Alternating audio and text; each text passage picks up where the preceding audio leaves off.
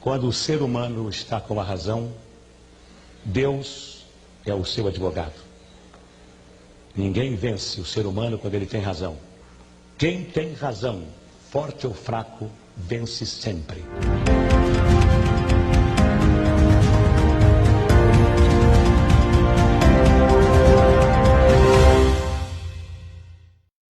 Meio-dia e 1 minuto ao vivo aqui em Brasília, no Congresso Nacional. Do Gabinete 16 do Senado fala seu empregado público, Jorge Cajuru, ao lado de Renata Dairel, para a primeira edição do telejornal A Voz do Senado, nesta quarta-feira, 5 de fevereiro de 2020. Brasileiros do país e fora do país, goianos em especial, a quem tenho gratidão eterna, meus únicos patrões. Os assuntos aqui em Brasília mais importantes, infelizmente, continuam sendo barraco. Ou seja, conforme o título desta postagem nas 30 redes sociais do Cajuru, na internet mundial, com mais de 100 milhões de acessos mensais, agradecidíssimo, no comando da página Selo Azul, facebook.com/Cajuru Goiás. Hoje, praticamente o quê? O primeiro dia que o Senado vai trabalhar, porque a sessão de ontem, Renata, foi não deliberativa, de debates entre os senadores. Eu fui o primeiro a usar a tribuna e a falar daquilo que continua sendo o assunto, quando, na verdade, a gente já deveria estar aqui trabalhando em cima de reformas tributária, uma, que eu quero falar daqui a pouco sobre ela, a administrativa, outra, né? Questão do saneamento. Sim, importantíssimo. Os engavetamentos do presidente Davi Alcolumbre neste Senado Federal. Aliás, eu quero deixar bem claro aqui, porque senador, a maioria pipoca para falar do Davi. Fala nas costas dele. Inclusive ontem, quando eu desci da tribuna ontem, que eu falei 20 minutos rasgado, o que todo mundo gostaria de saber sobre o que faz no dia a dia o presidente do Senado, com as suas farras, com viagens em avião da FAB, enfim, com voos mandando senador para viajar toda hora para o exterior. Aliás, atenção, pasmem, senhoras e senhores e jovens. Atenção, antes que eu esqueça de tão ruim que está a minha cabeça, ruim no sentido de revolta, né, com a indignação da nação brasileira, da pátria amada, pelo desrespeito ao dinheiro público aqui em Brasília. Um senador que eu gosto, um dos que eu mais tenho carinho, é da sua terra de Minas Gerais, o ex-governador, o senador Antônio Anastasia. Tudo bem, ele aceitou o convite e está indo viajar. Eu, no lugar dele, jamais iria. Sabe para onde ele foi? Uma viagem que vai gastar uma grana violenta. Ele foi para Azerbaijão não é Afeganistão, é um país emergente, ou seja, é um país que está em crescimento econômico. Outra coisa, é um país bonito, não é feio. Como alguém pode achar, ele foi para Azerbaijão, deve ser um lugar horroroso. Não, lugar bonito. Agora, pasmem, por que eu usei essa expressão? Ele para lá foi para fiscalizar as eleições lá. Eu pergunto, o que o Brasil tem a ver com a eleição de Azerbaijão para mandar um senador lá gastar um dinheiro público? Não é possível, gente. O jornalista Renato Alves, do seríssimo e isento Antagonista, informou ontem, temos aí na sua tela com o Laerte Vasques e o Vitor Campos, neste momento, a notícia dada. Primeiro, o presidente Davi Alcolumbre, no seu primeiro ano de mandato, ele conseguiu um recorde. Ele gastou em viagens internacionais, ele autorizou, mais do que o seu antecessor, um tal de Renan Calheiros, no sentido de alguém querer comparar. Gastou mais. E ele gastou, no primeiro ano dele, mais do que os 4 anos do Renan, em mordomia de viagem para o exterior no avião da FAB. Você tem o valor aí, não tem? Tem. O total de viagens são 933 mil reais. Só no ano passado? Para viagens internacionais são 877 mil reais. Só no ano passado? Só no ano passado. Então isso aí saiu no Antagonista, ontem, né? Hoje também, mais uma vez, a repercussão desta notícia.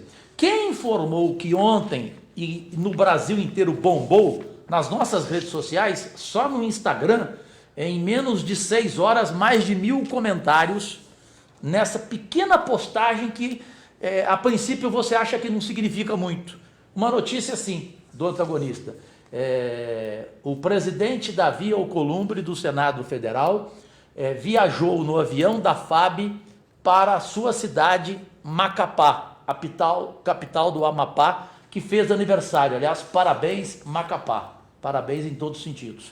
Agora, o que o presidente do Senado, em meio a essa confusão, a esse bombardeio nas redes sociais sobre gasto com dinheiro público, sobre viagens, sobre mordomias até com auxílio alimentação, né?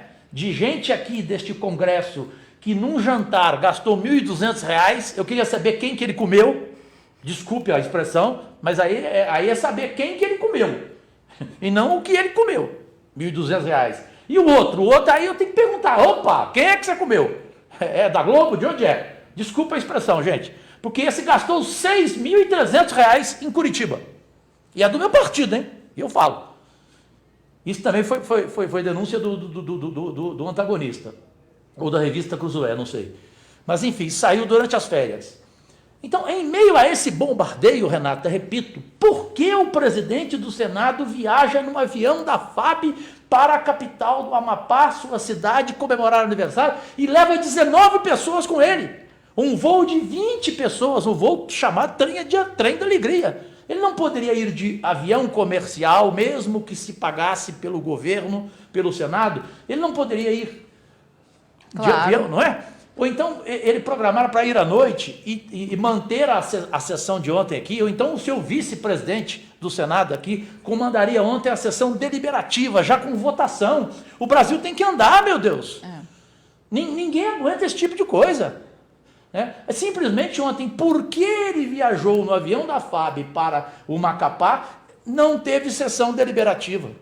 Não dá, entendeu? Não dá. As notícias estão aí, hoje também tem uma do Metrópolis também, não é isso? Isso. O Vasquez está colocando ali. Que também fala sobre essa farra das passagens internacionais. Foram 167 trechos, 136 deles internacionais, e 44 senadores optaram por voos de classe executiva. Executiva. Executiva. Econômica ninguém quer viajar não, né? Não. Ninguém quer viajar de econômica não, né? Bom, enfim, segue o telejornal com a Renata Dairos. Eu tenho que me preparar daqui a pouco, 2 horas da tarde começa a sessão. Ontem eu fui o primeiro a falar, hoje serei o segundo. Naquela briga, Paim e eu, quem chega primeiro, né? Quem acorda mais cedo. Briga, né? Boa. Uma briga no bom sentido, boa. E hoje eu quero falar sobre reforma tributária, aquela dos sonhos dos brasileiros do bem. Aqui, para mim, quem recebe até 5 salários mínimos não tem que pagar imposto, ponto 1. E o mais alto é a 40%, ou seja, quem recebe mais de 20 salários mínimos tem que pagar 40% do que recebe. Ou seja, finalmente uma reforma tributária que vai mexer com os graúdos, ou seja, com quem tem dinheiro. Porque está definido no Brasil há muito tempo, quem paga imposto é só pobre.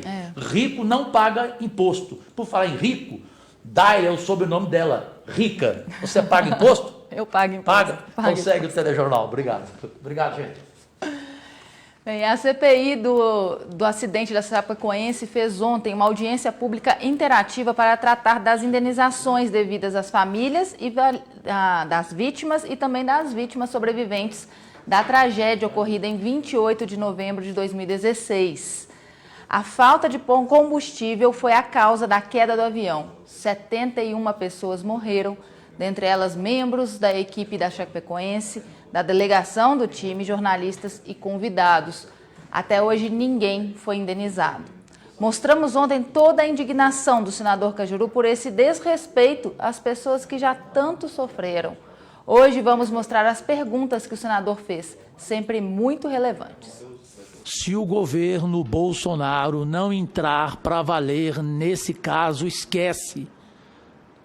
Nós vamos fazer um bom trabalho aqui, eu não tenho dúvida nessa CPI, mas nós não temos poder na CPI para fazer o que ele, governo, poderia fazer. E aí concluo, é fácil.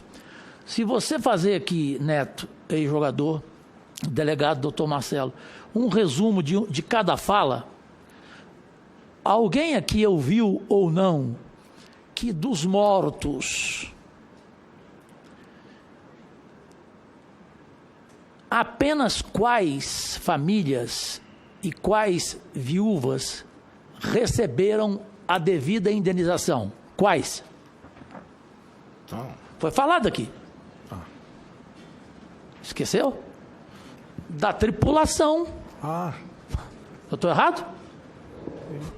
Ou seja, a família dos tripulantes, do comandante do voo, da empresa aérea, esse pessoal foi devidamente pago.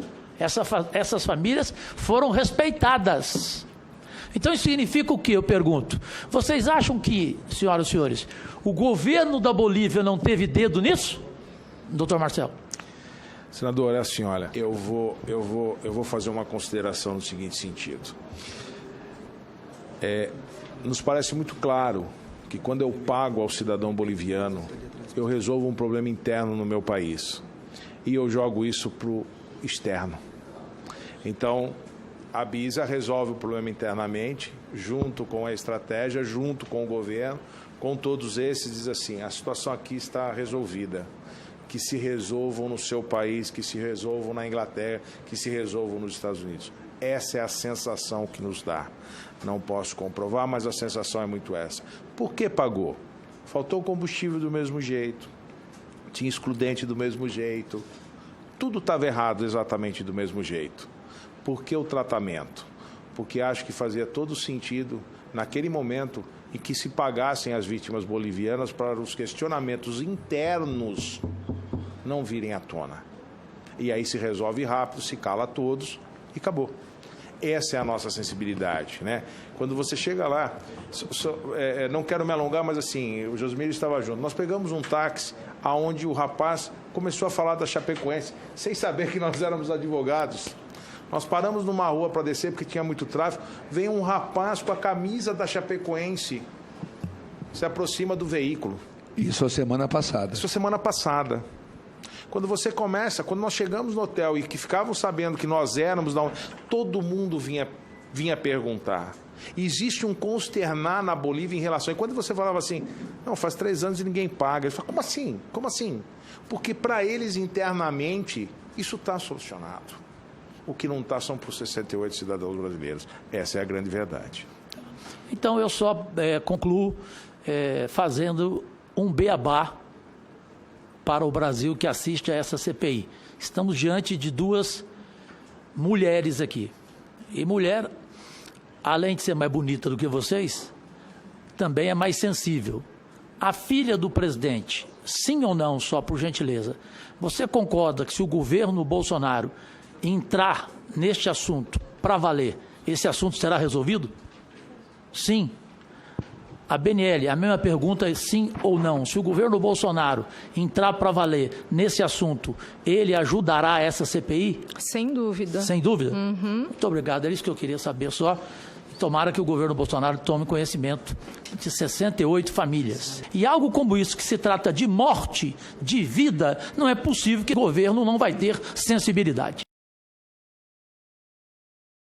Agora, 12h, 15 minutos, essa edição fica por aqui. Voltamos à noite, às 11 da noite ou a qualquer momento em edição extraordinária. Comente à vontade no facebook.com/Cajuru Goiás, Instagram, Senador Cajuru, Twitter, Senador Cajuru e YouTube Cajuru Oficial.